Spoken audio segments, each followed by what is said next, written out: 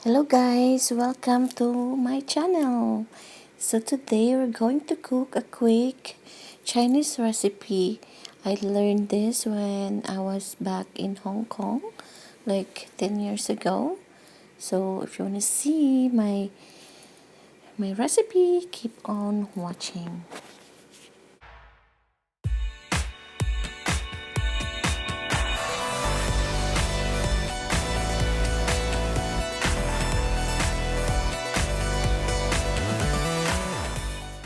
Welcome to my channel.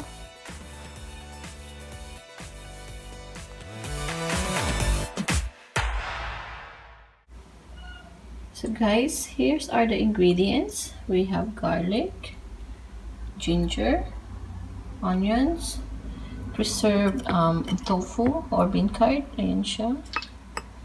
Looks like that. This is salted preserved bean curd. Our kangkong washed and in a strainer, and olive oil. So I heated the oil already guys. Ang ating olive oil. Hindi ko na napaikita. Pero mainit na siya. And then, let me turn on the exhaust. Inuna ko yung ginger. Mainit. Inuna ko yung ginger guys. Para, I want it like, cook it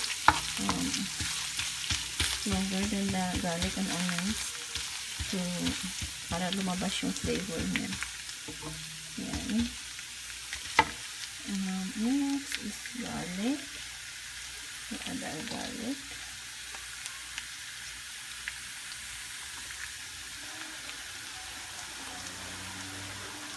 And then onions. Sabay ko na.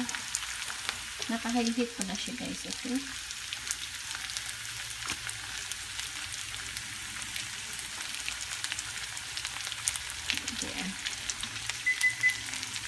Then just saute the garlic and onion.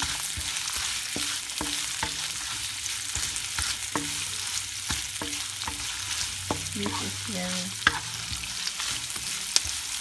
quick.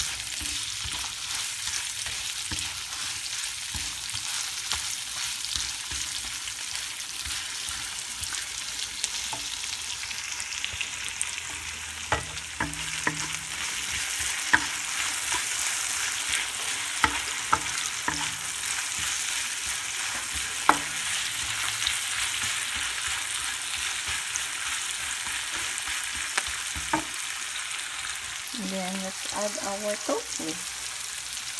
The preserved bean curd.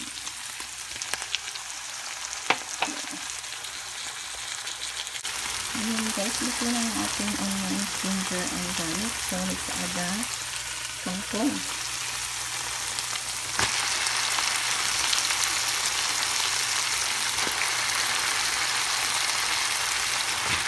So special natin siya ng soup na nabaliin. Nalagay na kangkong overcook. So let's cook na.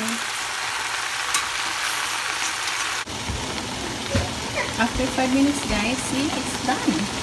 That's it. It's so quick. And I don't like it overdone, overcooked.